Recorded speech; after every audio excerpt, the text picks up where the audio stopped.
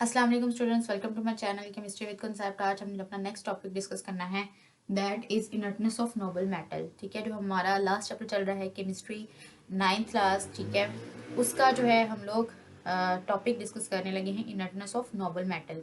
हमने noble gases तो पढ़ी हुई हैं कि नोबल गैसेस क्या होती हैं। ठीक है, नोबल गैसेस ऐसी गैसेस होती हैं जो कि लीस्ट रिएक्टिव होती हैं। ठीक है, क्योंकि उनका आउटरमोस्ट शेल कंप्लीट होता है, उनको ऑक्टेट कंप्लीट करने के लिए किसी दूसरे एलिमेंट के साथ जो है वो रिएक्शन शो करने की जरूरत नहीं है। ठीक है, वो होती है नोबल।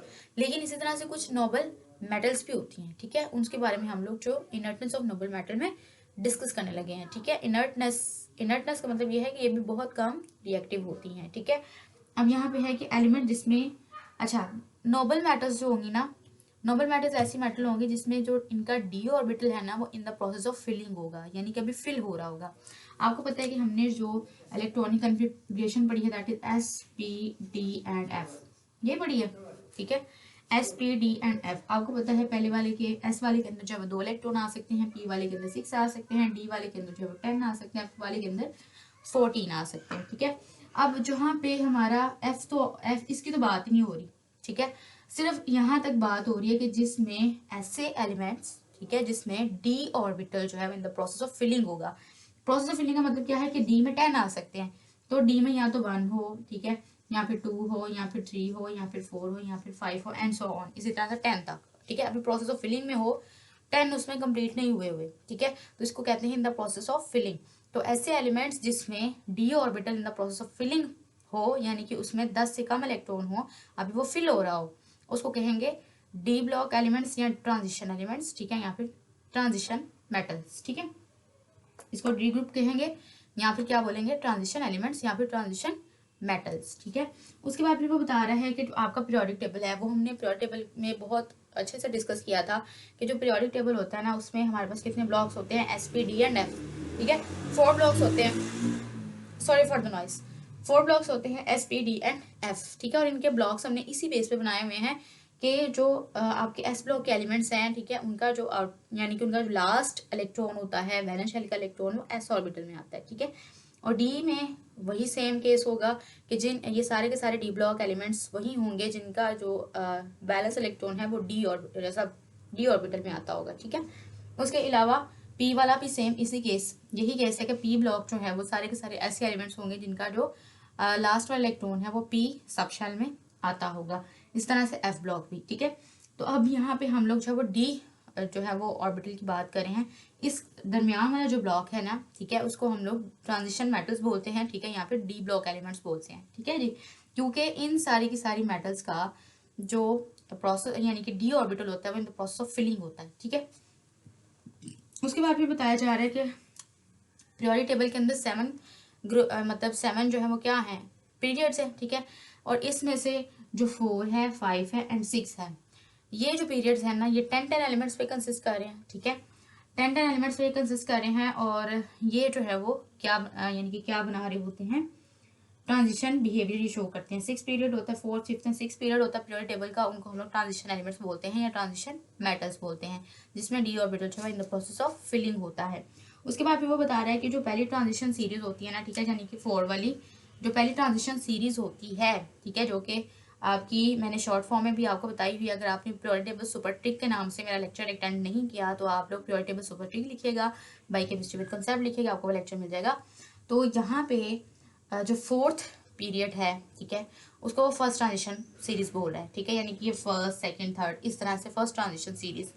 तो फर्स्ट ट्रांजिशन सीरीज में अब आपको पता है कि डी ऑर्बिटल जो होता है ना वो इस तरह से होता है 3D 4D एंड 5D। ठीक है, इस तरह से, यानी कि पहले वाले में जो है वो 3D की फिलिंग हो रही होती है, फिर 4D की फिलिंग या 5D की फिलिंग, ये जो है वो आपके पास first transition series, second transition series और थर्ड ट्रांजिशन सीरीज बनाते हैं। ठीक है, अब यहाँ पे वो ये बता रहा है कि जो फर्स्ट ट्रांजिशन सीरीज होती है ना, ठीक है, जो पहली वाली ट्रांजिशन सीरीज होती है जो कि स्कैनियम से स्टार्ट होती है, ठीक है, तो उसमें वो ये बताना चाह रहे हैं कि ये ज़्यादातर जो फर्स्ट ट्रांजिशन सीरीज होती है ना, ये इनएक्टिव मेटल से मिलती जुलती होती है। इनएक्टिव मेटल का मतलब क्या है कि ऐसी मेटल जो कि इजीली, सॉरी, एक्टिव मेटल से मिलती जुलती होती हैं। एक्टिव मेटल्स कौन सी होती हैं, जो इजीली इलेक्ट्रॉन लूज कर सकती हैं, मतलब मेटालिक कैरेक्टर शो करती हैं। तो ये जो फर्स्ट ट्रांजिशन सीरीज है फोर्थ वाली, ठीक है, तो ये एक्टिव मेटल्स की तरह बिहेव करती हैं, यानी कि जो ईजिली इलेक्ट्रॉन डोनेट कर सकती हैं, ठीक है, तो ये एक्टिव मेटल्स होती हैं। और इसी सीरीज का जो 11 वाला ग्रुप है, ठीक है, 11 वाला ग्रुप जो आपका सेकंड बी वाला पार्ट है, ठीक है, यानी कि जो दरमियान में ब्लॉक बना हुआ है ये वाला, यहाँ पे जो 11 नंबर वाला ग्रुप होगा जिसमें आपके पास क्या है, कॉपर, सिल्वर एंड गोल्ड, जिसमें, ठीक है, जिसमें ये चीजें तीनों होंगे, ठीक है। तो इसमें से जो कॉपर है ना वो थोड़ा सा इनएक्टिव है, ठीक है, जैसे कि यहाँ पे बताया जा रहा है कि फर्स्ट ट्रांजिशन सीरीज में क्या है कि ज्यादातर मेटल्स जो है वो क्या है, एक्टिव हैं, सिवाय कॉपर के, क्योंकि कॉपर जो है वो इजिली इलेक्ट्रॉन डोनेट नहीं करता, ठीक है, लेकिन कर देता है स्पेसिफिक कंडीशंस में। उसके अलावा जो 11 ग्रुप है, ठीक है, ये डी ब्लॉक का, तो उसमें सिल्वर है, कॉपर है और गोल्ड है, ठीक है, गोल्ड, सिल्वर एंड कॉपर, यानी कि क्या है, कॉपर, सिल्वर एंड गोल्ड, ठीक है जी। इसमें इन तीनों में से जो सिल्वर एंड गोल्ड है ना वो ज्यादा इनएक्टिव हैं। कॉपर पे भी रिएक्शन थोड़ा बहुत शो कर देता है, लेकिन जो सिल्वर एंड गोल्ड है वो बिल्कुल ही इनएक्टिव है, रिएक्शन परफॉर्म नहीं करती, ठीक है। तो इनएक्टिव होने की वजह से, इनएक्टिव का होने का इनका मकसद क्या है कि ये इजीली इलेक्ट्रॉन डोनेट नहीं करती है। हमें तो पता है कि जो मेटल्स होती हैं वो इजीली इलेक्ट्रॉन डोनेट करती हैं, ठीक है, लेकिन ये जो है सिल्वर और गोल्ड इजीली इलेक्ट्रॉन रिलीज नहीं करती, जिसकी वजह से ये लीस्ट रिएक्टिव हैं, ठीक है, और बहुत बिल्कुल इनकी रिएक्टिविटी ना होने के बराबर है।